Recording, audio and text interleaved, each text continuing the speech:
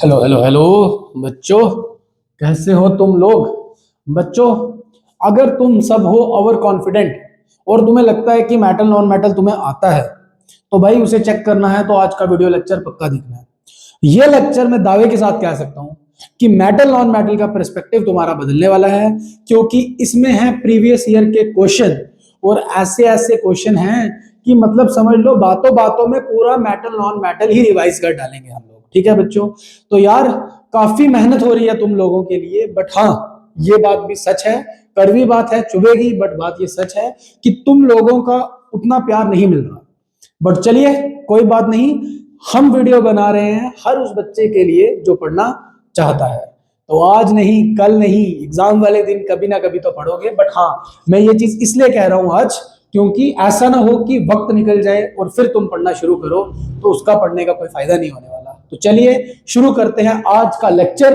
हाथ में लेके मेटल, और सर थोड़ा सा सीरियस सा मूड आपने बना के रखा है, ऐसा क्या है इस लेक्चर में, चलिए देखते हैं। ठीक है, सीबीएसई और जेके बोस दोनों के लिए ये रहने वाला है, तो चाहे आप सीबीएसई से हैं चाहे जेके बोस से हैं, दोनों इसे देखेंगे। क्योंकि अगर आपने प्रीवियस ईयर क्वेश्चन वाली जेके बोस वालों सीरीज देख रहे हो मेरी, तो उसमें मैं ऑलरेडी आपको प्रूफ के साथ बता चुका हूं कि जेके बोर्ड वही नए क्वेश्चन डालता है जो सीबीएसई में पिछले सालों में आए हुए होते हैं। तो बढ़िया बच्चों, चलिए देखते हैं पहला क्वेश्चन क्या है। पहला क्वेश्चन है हमारा, a metal X combine with a metal Y. एक मेटल एक्स है और नॉन मेटल के साथ ये कंबाइन कर रहा है, तो मतलब मेटल प्लस नॉन मेटल। और सर अभी चैप्टर शुरू किया है, नाम ही है मेटल और नॉन मेटल। हमें पता है मेटल और नॉन मेटल के बीच में कंप्लीट ट्रांसफर ऑफ इलेक्ट्रॉन होता है। जैसे कि सोडियम एक मेटल है, क्लोरीन एक नॉन मेटल है। सोडियम अपना इलेक्ट्रॉन इसे दे देगा और खुद पॉजिटिव बन जाएगा, और क्लोरीन नेगेटिव बन जाएगा। एक कंप्लीट ट्रांसफर ऑफ इलेक्ट्रॉन की वजह से जो बॉन्ड बनेगा सोडियम और क्लोरीन के बीच में बच्चों, उस बॉन्ड को कहते हैं आयोनिक बॉन्ड। कौन सा बॉन्ड? Ionic bond. और कोवेलेंट बॉन्ड क्या होते हैं? जो म्यूचुअल शेयरिंग ऑफ इलेक्ट्रॉन से बनते हैं, जो हमने कार्बन एंड इट्स कंपाउंड में पढ़ रखा है। तो पहले बोला है मेटल एक्स भाई नॉन मेटल के साथ रिएक्ट कर रहा है, एक कंपाउंड बनेगा जेड। ठीक है, अच्छा ऐसी बात है कुछ। What can you say about the melting point and boiling point of compound Z.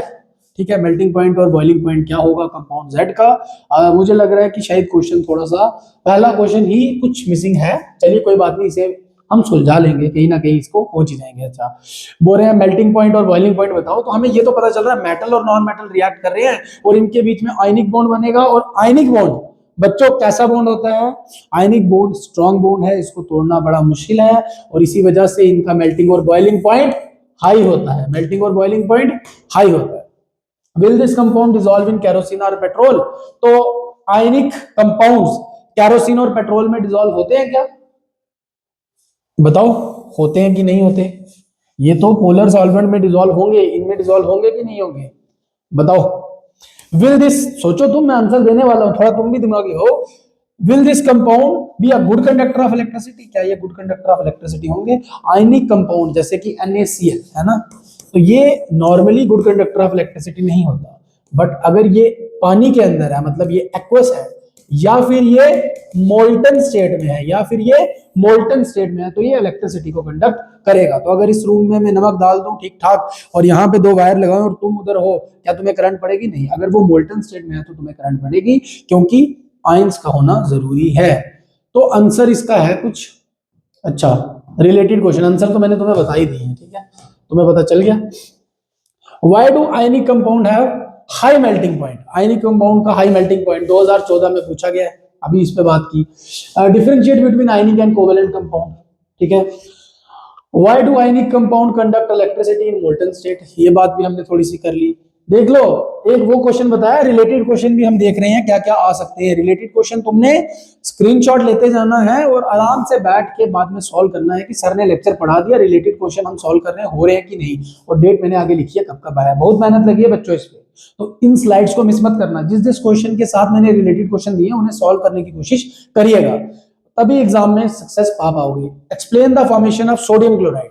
Sodium chloride कैसे बनता है? इलेक्ट्रॉन डॉट स्ट्रक्चर बनाओ। सोडियम के आउटरमोस्ट शेल में एक इलेक्ट्रॉन होता है, और क्लोरीन के आउटरमोस्ट शेल में 7 इलेक्ट्रॉन होते हैं, तो 1 2 3 4 5 6 और 7 ये इधर आएगा। इलेक्ट्रॉन डॉट स्ट्रक्चर बनाना है आपने, ठीक है, बनाइए। खाली कार्बन कंपाउंड में नहीं, यहाँ भी पूछ लिया करते हैं कभी कभी।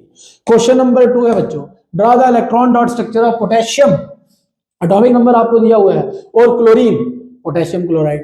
पोटेशियम एटॉमिक नंबर है 19, KLMN से भी अगर आप निकालें, पहले में 2 दूसरे में 8, 10 हो गए, फिर 8, है ना। और सर इस तरीके से निकालते रहेंगे क्या, हमें पता है सोडियम के नीचे ही पोटेशियम आता है ना।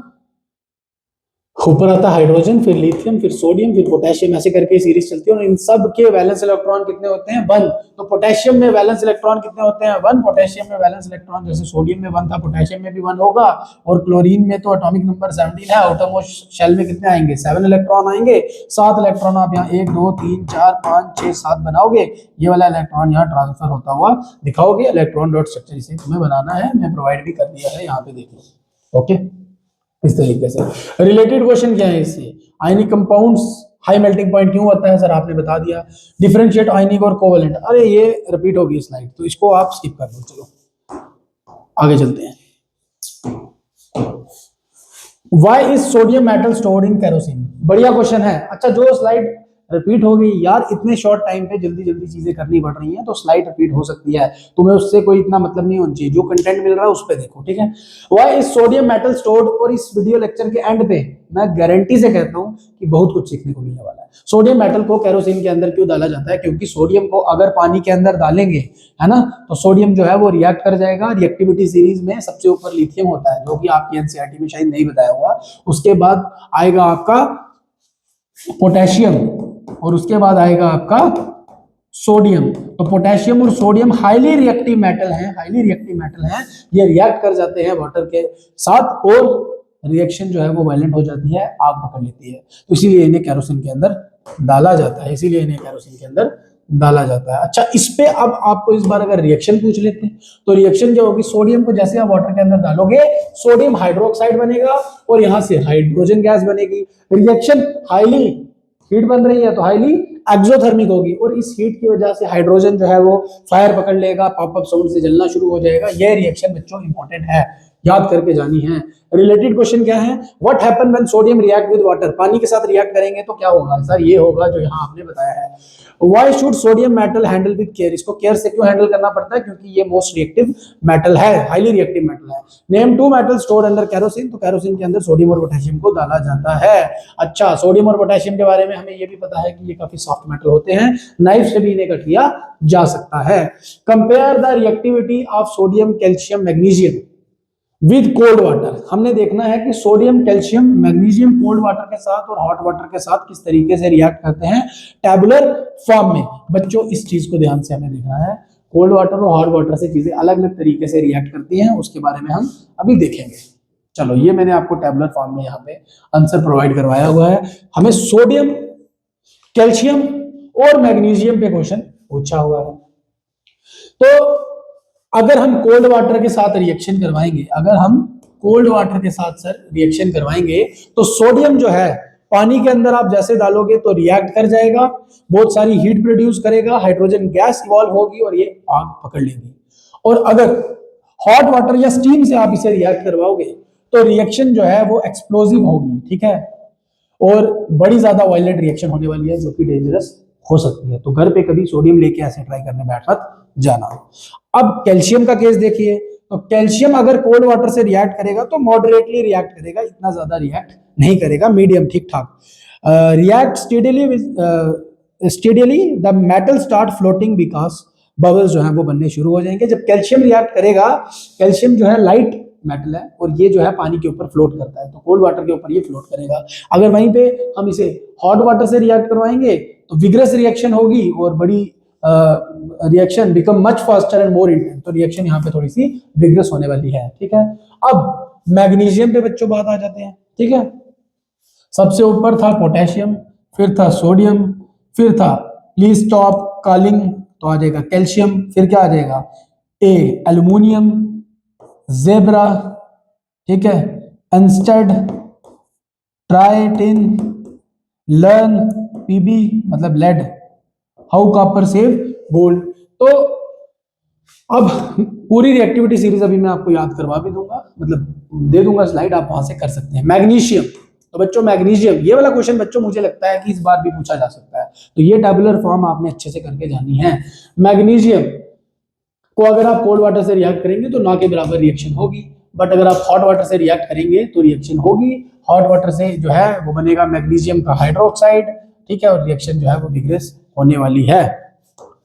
चलिए बच्चों समझ आ गई। अब ना हम यहाँ पे एक बार इस चीज को देख भी लेते हैं कि कहना क्या चाहता है।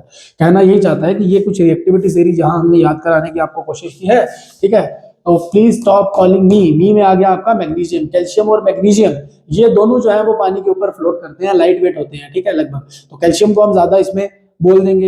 ये दोनों हाईली रिएक्टिव हैं तो ये वाटर से रिएक्ट कर जाएंगे, ठीक है। कोल्ड वाटर के साथ भी अगर ये रिएक्ट करेंगे तो रिएक्शन कैसी होने वाली है, इन दोनों की रिएक्शन होने वाली है बच्चों वायलेट। कैसी होने लगी है, वायलेंट रिएक्शन होने वाली है, ठीक है।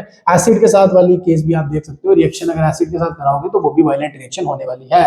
वहीं पे आप कैल्शियम और मैग्नीशियम की बात करेंगे तो कोल्ड वाटर के साथ इनकी रिएक्शन थोड़ी स्लो है, जबकि आप स्टीम के साथ देखेंगे तो इनकी रिएक्शन थोड़ी रैपिड है, और एसिड के साथ भी रिएक्शन जो है वो रैपिड रहने वाली है। ओके, चलिए इस तरीके से आप याद कर सकते हैं। Please stop calling me a careless zebra, instead try learn how copper save gold. Please stop calling me a careless zebra, instead try learn how copper save gold. Very good. Related question क्या था, why does magnesium react very slowly with cold water. Cold water के साथ magnesium क्यों slow react करता है, तो हमने अभी पढ़ा है ना, हमने अभी पढ़ा है। इसका आंसर आप लोग ढूंढिए अच्छे से और इसका आंसर करिए, ठीक है। जो मैं मेटल नॉन मेटल के यहाँ पे प्रैक्टिस के लिए रिलेटेड क्वेश्चन दे रहा हूँ, ये सब आप स्क्रीनशॉट लेते जाएंगे और इसे दबा के एक नोटबुक लेके उस पर सॉल्व करते जाएंगे। Arrange NaCa magnesium in increasing order of reactivity series, reactivity with water. तो वाटर के साथ किसकी सबसे ज्यादा रिएक्टिविटी होगी उस तरीके से इसे आप बताओ, ठीक है। मैग्नीशियम की सबसे कम होगी, है ना, ऐसा होगा। चलो और नेक्स्ट क्वेश्चन है, metal A react violently with cold water. एक मेटल ए है जो कोल्ड वाटर के साथ रिएक्ट करता है बड़ी वायलेंट तरीके से और गैस इवॉल्व होती है, और जो गैस इवॉल्व होगी वो फायर कैच कर लेगी। सर हमें पता है, अभी अभी पढ़ा है, गैस कौन सी रिलीज होगी, हाइड्रोजन गैस रिलीज होगी। Metal B when dipped in water start floating, float करना शुरू हो गया तो कैल्शियम फ्लोट करना शुरू हो जाता है। मेटल ए कौन सा होगा, सोचिए आप थोड़ी देर, आंसर तो मैंने बता ही दिया लगभग, थोड़ा सा आप भी सोचिए। Metal C does not react with cold water. C metal जो है कोल्ड वाटर से रिएक्ट नहीं करता। सर अभी तो बताया है। इस तरीके का क्वेश्चन भी आता है। हाँ बच्चों, क्वेश्चन आया हुआ है और इस बार भी आएगा कोल्ड वाटर और हॉट वाटर से रिएक्टिविटी के ऊपर। हॉट वाटर, ठीक है, और बोले अच्छा ये तो मैंने वही बोल दिया, मेटल सी जो है वो कोल्ड वाटर से रिएक्ट करता है, हॉट वाटर से नहीं करता। हॉट वाटर या स्टीम से करता है, कोल्ड वाटर से नहीं करता। Very good. Metal D does not react radially with water. ये तो डी जो है वो कर ही नहीं रहा, तो आंसर क्या होगा, तो आंसर ये है आपके सामने। आपका टाइम ना खर्चो इसलिए आंसर प्रोवाइड किया है।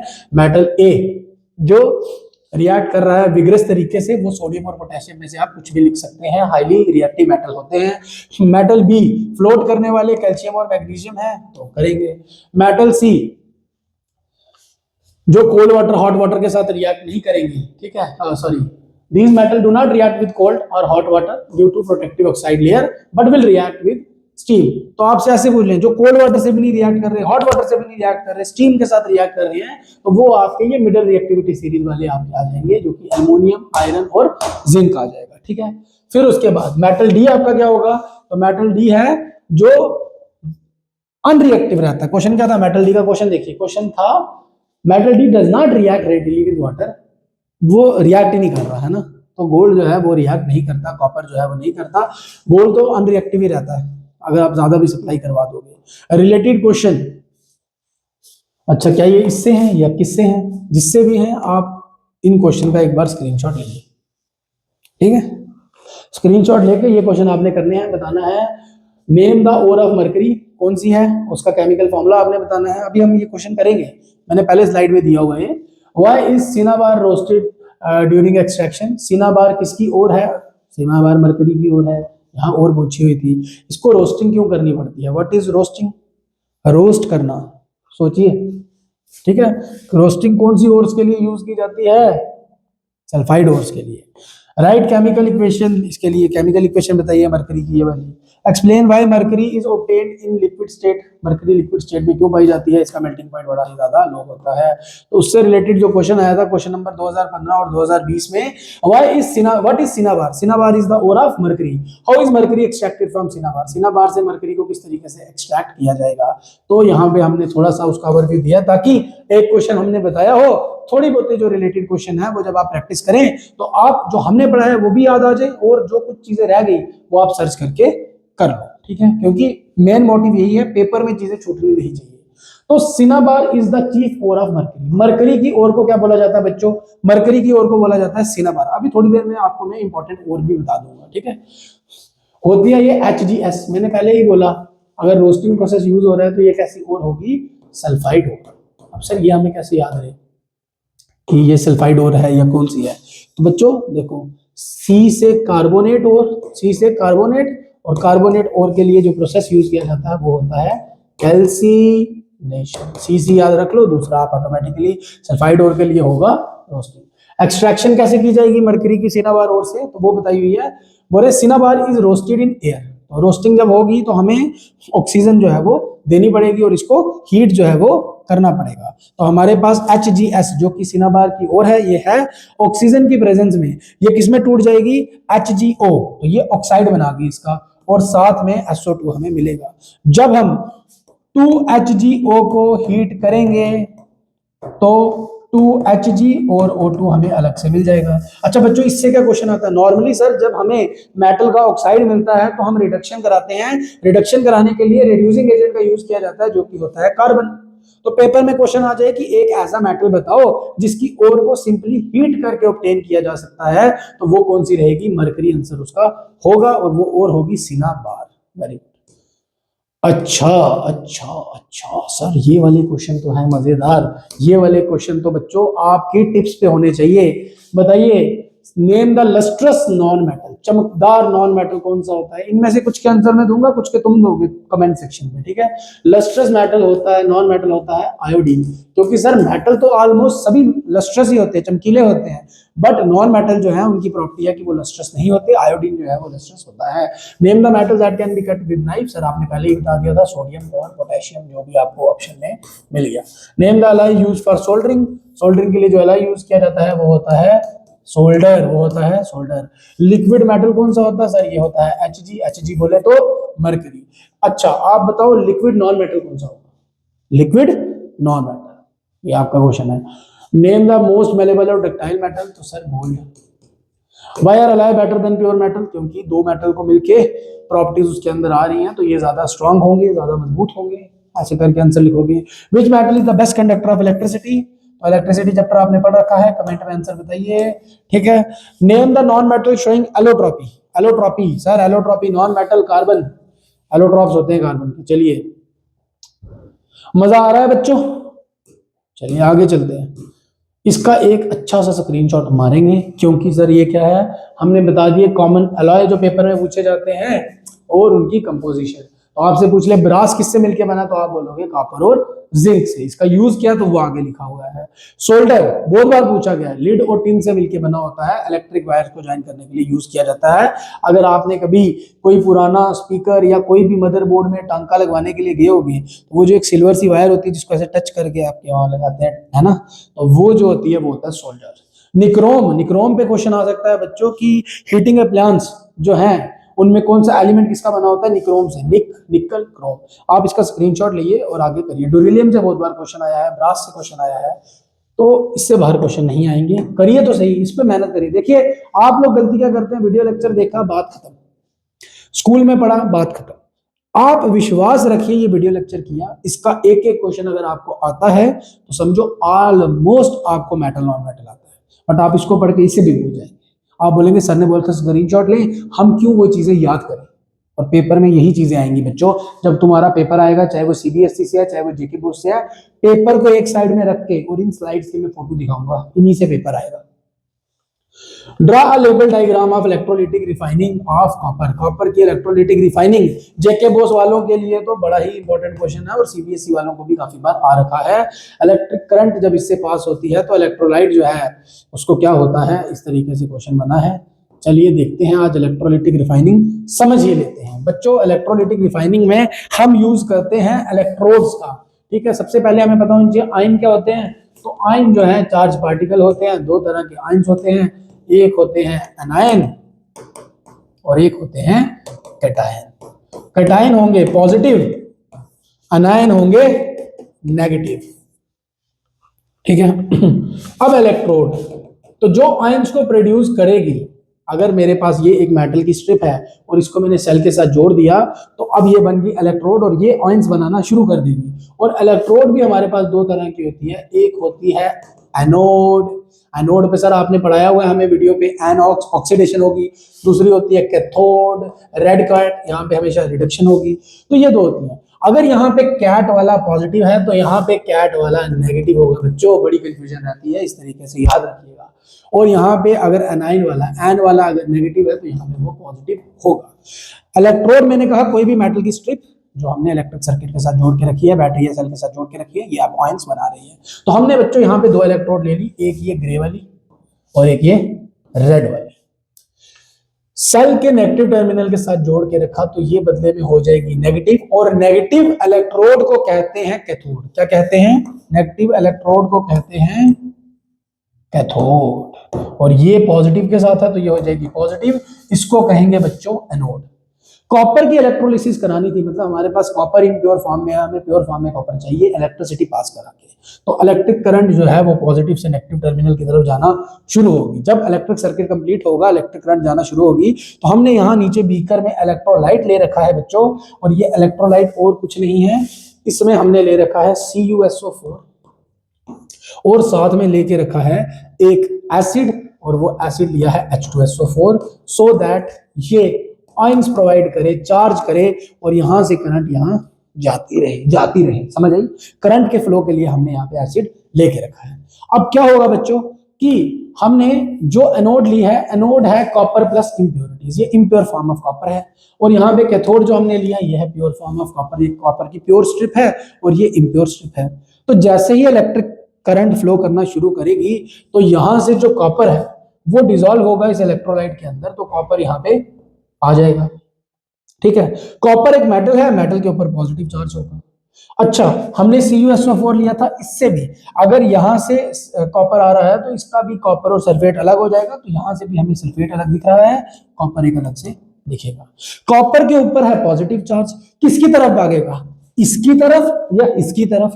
कॉपर के ऊपर है पॉजिटिव चार्ज, कॉपर भागेगा नेगेटिव की तरफ, और नेगेटिव है हमारी कैथोड। और सारा कॉपर यहां से उतर के जो सोल्यूशन में आया था वो यहाँ पे आपको दिख रहा होगा, ये रेड कलर से यहाँ पे चढ़ता जा रहा है, कॉपर इधर से इधर जाता जा रहा है, कॉपर इधर से इधर जाता जा रहा है। इसमें एक चीज ध्यान रखना बच्चों, अगर यहां से दो कॉपर इधर आए तो इलेक्ट्रोलाइट जो हमने लिया हुआ है इससे भी दो कॉपर इधर आएंगे, और जो इंप्योरिटीज होंगी वो यहाँ नीचे सेटल डाउन हो जाएंगी, और इन्हें कहेंगे हम एनोड मड। इन्हें कहेंगे एनोड मड, क्योंकि एनोड के नीचे मड बन गया, गंदगी बन गई। ठीक है बच्चों, तो इस तरीके से आप बता सकते हैं कॉपर जो है वो आपको कहाँ दिखेगा? कैथोड पे। आपने एनोड क्या ले रखी है? Copper plus impurity. तो आगे चलते हैं।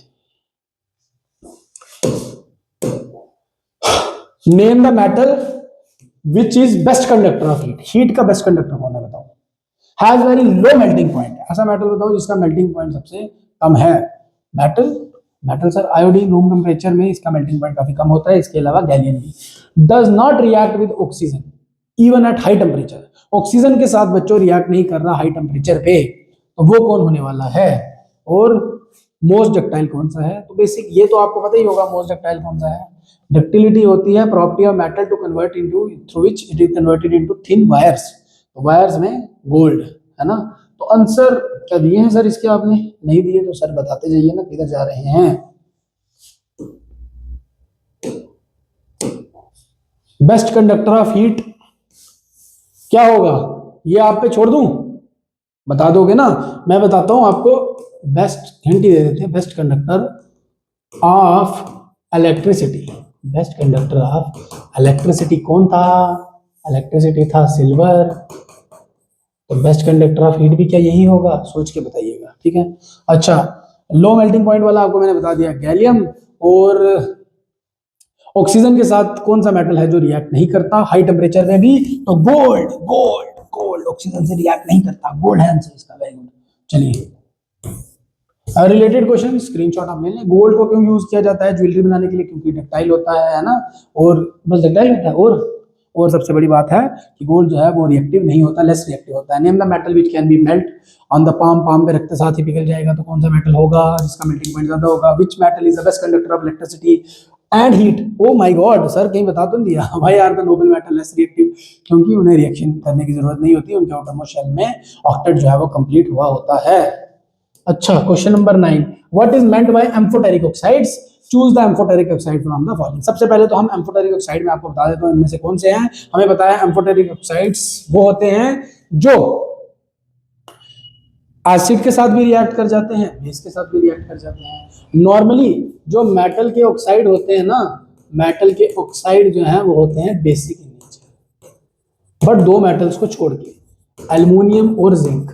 एल्युमिनियम और जिंक के जो ऑक्साइड होंगे ये बेसिक नहीं होंगे, ये एम्फोटेरिक होंगे। एम्फोटेरिक करने का मतलब कि कभी वो एसिड बन जाएंगे, कभी वो बेस बन जाएंगे।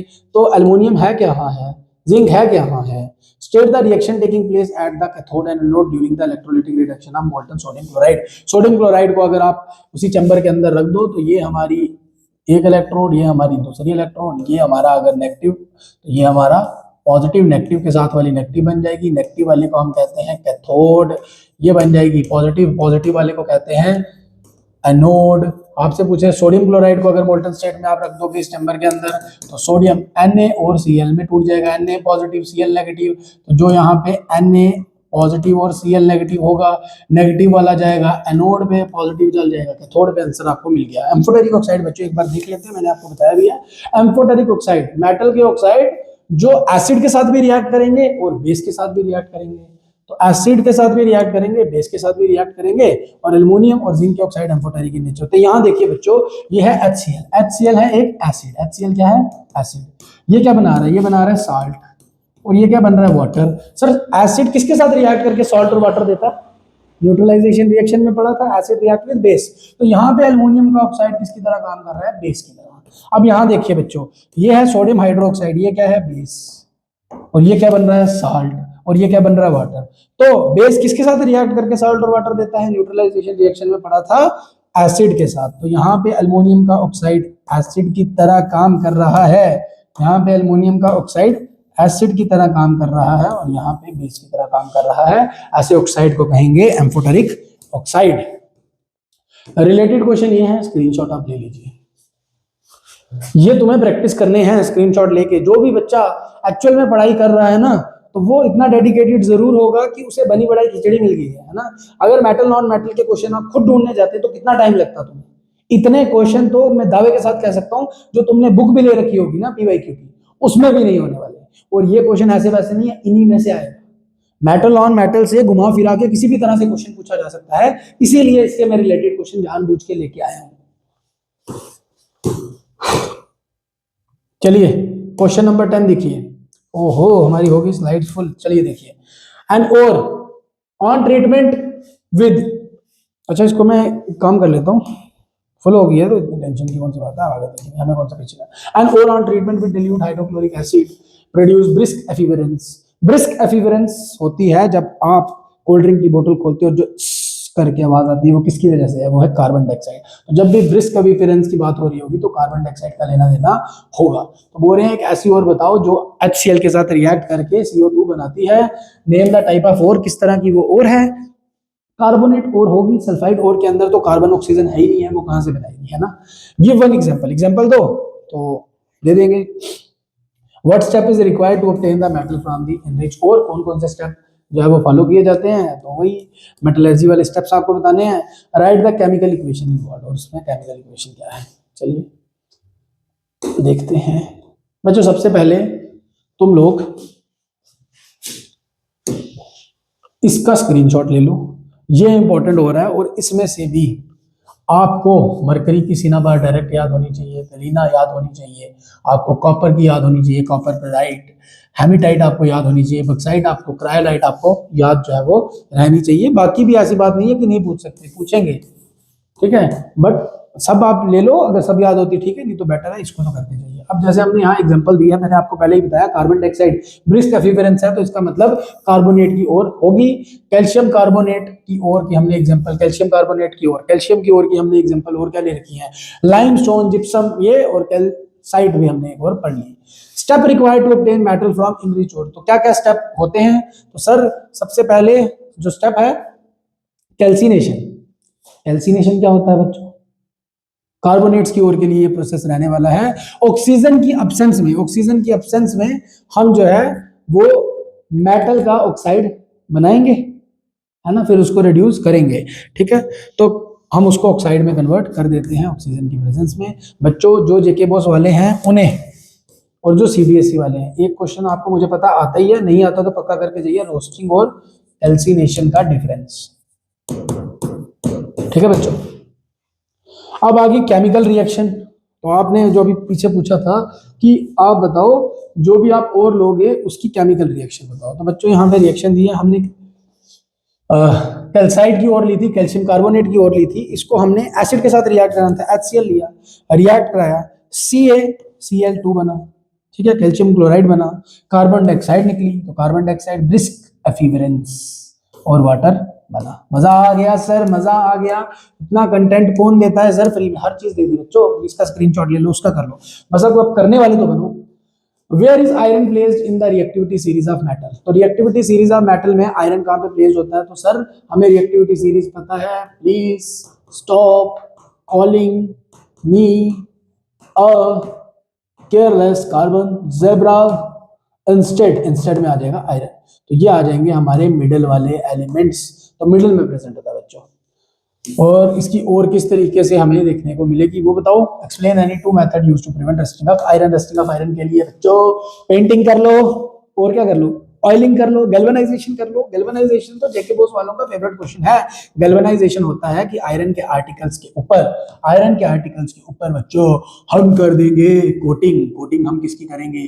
कोटिंग हम कर देंगे जिंक की, या फिर हम करेंगे क्रोमियम की, क्रोमियम की, ठीक है। और जो भी ऑक्सीजन आएगी वो जिंक का ऑक्साइड बना देगी, क्योंकि zinc is more reactive than iron. अच्छा ठीक है, इसे बोलते हैं galvanisation. Right balanced chemical equation two explain what happen. तो अरे कहां गया, कहां गया मुन्ना? बता तो दिया है, कहां का गया, अरे पागल हो गया। यही तो करना है। Question number 12, right balance chemical equation two explain what happen. तो मरकरी का ऑक्साइड को आपने हीट किया, मरकरी के ऑक्साइड को हीट करो, मरकरी अलग से मिल जाएगी, ठीक है। मरकरी की और होती है सर HgS, Hg2S, है ना, ऐसा था, ठीक है। तो आपने इसको हीट करना है, और क्या होगा, तो मरकरी की ओर को हम हीट करेंगे, तो मरकरी ऑक्साइड को हीट करोगे ना तो ऑक्सीजन अलग हो जाएगी, मरकरी में मिल जाएगा। Mixture of copper, cuprous oxide and cuprous sulphide को हीट करोगे तो क्या होगा, फेरिक ऑक्साइड इज रिड्यूस। आप एल्युमिनियम से इसे रिड्यूस कर सकते हैं, क्या कर सकते हैं? एल्युमिनियम ज्यादा रिएक्टिव होता है और वो इसको डिस्प्लेस कर देगा। अच्छा, जिंक कार्बोनेट अंडरगोस कैल्सिनेशन, देख लेते हैं बच्चों एक बार, है ना, ये वाली रिएक्शन भी देखते हुए चलते हैं। तो पोजीशन मैंने आपको बता दी थी, मिडिल होती है। आयरन और जो है वो मेनली ऑक्साइड्स की फॉर्म में पाई जाती है, आयरन और हेमेटाइट जैसे कि एग्जांपल आ गई, या फिर मैग्नेटाइट एग्जांपल आ गई। हेमेटाइट होती है Fe2O3 बच्चों, और मैग्नेटाइट होती है Fe3O4, Fe3O4, Fe3O4, दोनों में लास्ट में टाइट टाइट है, दोनों में लास्ट में टाइट टाइट है। तो हेमेटाइट और मैग्नेटाइट, Fe2O3, Fe3O4। मेथड हम रस्टिंग को कैसे सर, बेंडिंग वगैरह, गैल्वेनाइजेशन आपने करके बता रखा है। चलिए, अच्छा अब कोई इसके आंसर तो नहीं ढूंढने बैठ गया, फेरिक ऑक्साइड को कैसे रिड्यूस करेंगे एल्युमिनियम के साथ, ये वो। तो बच्चों ये आप ढूंढो, इतनी बेसिक सी चीज है, इसको भी नहीं कर पाए तो कब करोगे? फेरिक के ऑक्साइड को रिड्यूस आप एल्युमिनियम से कर सकते हैं, अभी मैंने बताया, बोल ही दिया बातों बातों में। अब बोलेंगे बिल्कुल सर आंसर दे दो, एक एक आंसर दे दे मास्टर, एक एक आंसर दे दे। भाई सर एक एक आंसर कैसे दे दे तुमको, हैं मास्टर जी, मास्टर जी लॉजिकल मास्टर जी। अच्छा चलिए, सच बताना बच्चों, ऐसे ऐसे क्वेश्चन है कि तुमने छोड़ रखे होंगे, अगर तुमने सब कर रखे हैं तो भाई तुम जीनियस हो। और ऐसा नहीं है कि तुम जीनियस हो, बहुत कुछ और भी आने वाला है। सब कुछ कर रखे हैं तो अच्छी बात है, और मेहनत की जरूरत तब भी है। Right balance chemical equation two explain what happen when. तो मरकरी का ऑक्साइड आपने हीट किया, अरे ये सेम क्वेश्चन रिपीट हो गया क्या? अरे यार हाँ तो लो भाई, मैंने तो कुछ छोड़ा ही नहीं, मुझे लगा मैंने छोड़ दिया। अरे लो स्क्रीनशॉट मारो, मजे करो। अरे यार, मरकरी का ऑक्साइड, वही HDO, हीट करेंगे, मैंने कहा था हीट करने में ही हमें मरकरी मिल जाता है। Heating a mixture of copper cuprous oxide, हमारे पास ये कॉपर का ऑक्साइड है, ठीक है, और मिक्सचर हमने लिया हुआ है क्यूप्रस ऑक्साइड। क्यूप्रस ऑक्साइड को हमने कॉपर सल्फेट के साथ रिएक्ट कराया, कॉपर हमें अलग से मिलेगा, वो यहाँ पे सल्फर डाइऑक्साइड रिलीज होगी हीट करने पे। बहुत ही इंपॉर्टेंट रिएक्शन, बहुत ही इंपॉर्टेंट रिएक्शन है। क्यूप्रस ऑक्साइड और क्यूप्रस सल्फाइड को रिएक्ट करवा रहे हैं। सल्फाइड सल्फाइड कार्बन तो है नहीं, तो SO2 गैस हमें यहाँ पे मिलेगी। फेरिक ऑक्साइड को आपने एल्युमिनियम के साथ, एल्युमिनियम मोर रिएक्टिव है, एल्युमिनियम का ऑक्साइड बन जाएगा बच्चों, और Fe अलग हो जाएगा। कैल्सिनेशन ऑफ जिंक, तो जिंक की कैल्सिनेशन करनी है, कैल्सिनेशन में हम ऑक्सीजन नहीं देते, तो जिंक की और जो होती है ये होती है कार्बोनेट और कैल्सिनेशन, सी से कार्बोनेट, सी से कैल्सिनेशन की प्रोसेस लगेगा। हम यहाँ पे हीट ही खाली करेंगे, जिंक ऑक्साइड मिलेगा और साथ में कार्बन डाइऑक्साइड निकलेगी। कार्बोनेट और को जब भी हीट करते हैं तो कार्बन डाइऑक्साइड गैस निकलती है, ब्रिस्क एफिवेरेंस। ओ बच्चों लास्ट स्लाइड में आ गए हैं, तो अरे यार तुम भी नाराज, हम भी नाराज, सब नाराज। जितने भी बच्चे इस वीडियो को देख रहे हैं प्लीज शेयर कर दो, है ना, तभी ऐसे वाले लेक्चर आएंगे। कितना टाइम लगा होगा इसे बनाने में तुम लोग समझ सकते हो। Don't miss it, don't miss it. Sir ऐसा क्या है मिस नहीं करना, तो चाहे जेके बोस वाले हैं चाहे CBSE वाले हैं, इस पार्ट को मिस नहीं करके जाएंगे। Why do metal generally not produce hydrogen gas when treated with nitric acid? बड़ा इंपॉर्टेंट क्वेश्चन है। मेटल जब भी किसी एसिड के साथ रिएक्ट करते हैं हाइड्रोजन गैस तो देते ही हैं बच्चों। मेटल एसिड से रिएक्ट करेगा हाइड्रोजन गैस और साल्ट देगा, बट नाइट्रिक एसिड से अगर मेटल रिएक्ट करेगा तो हाइड्रोजन गैस नहीं देगा, ऑक्सीडाइज होकर वाटर देगा, ठीक है। तो आप ये भी बता सकते हो कि ऐसे भी दो मेटल हैं जिनसे अगर एसिड रिएक्ट करे तो हाइड्रोजन गैस देता भी है। कौन सा acid? Nitric acid. Normally nitric acid metal से रिएक्ट करके हाइड्रोजन गैस नहीं देता। मतलब यहां मैंने लिखा अगर नाइट्रिक और यहां मैंने लिखा एसिड, सॉरी नाइट्रिक एसिड नहीं, नाइट्रिक और मेटल, मतलब नाइट्रिक क्या है आपका एसिड बच्चों, और यहाँ पे हमने मेटल लिया, रिएक्शन होगी साल्ट और हमें वाटर मिलेगा। नॉर्मली ये होता है, बट नॉर्मल जो रिएक्शन कहती है वो कहती है कि मेटल जब एसिड से रिएक्ट करेगा साल्ट और हाइड्रोजन निकलेगी, बट यहाँ तो वाटर निकल रहा है। तो आप मुझे बताओ ऐसे कौन से दो मेटल हैं जिन्हें अगर मैं नाइट्रिक एसिड से रिएक्ट करूं तो तब भी मुझे हाइड्रोजन मिले। Name the metal which produce hydrogen. अरे यही वाला क्वेश्चन तो है, ऐसे इतना माए टेंशन डाल दी। Why cannot carbon be used as a reducing agent to obtain aluminum from its oxide? ये क्वेश्चन आपको आना चाहिए। डिफरेंशिएट रोस्टिंग कैल्सिनेशन मैंने तुम्हें कहा था आना चाहिए। Aluminium used to joining railway tracks, aluminium used to joining railway tracks से बच्चों क्वेश्चन किस तरीके से आएगा इसके लिए आपको पता होनी चाहिए थर्माइट रिएक्शन। तो चाहे जेके बोस से हो चाहे CBSE से हो, thermite reaction, calcination, roasting, refining of metal में आपकी कॉपर वाला केस, ठीक है, और हॉट वाटर और कोल्ड वाटर वाला केस, ये सब पढ़ के जाइएगा। थैंक यू वेरी मच बच्चों। जो बच्चे पढ़ रहे हैं यार सच में तुम पेपर दे के आओगे ना, वादा है मेरा तुमसे, तुम्हें रिग्रेट नहीं होगा कि RN सर के लेक्चर पढ़ के गए थे। Thank you.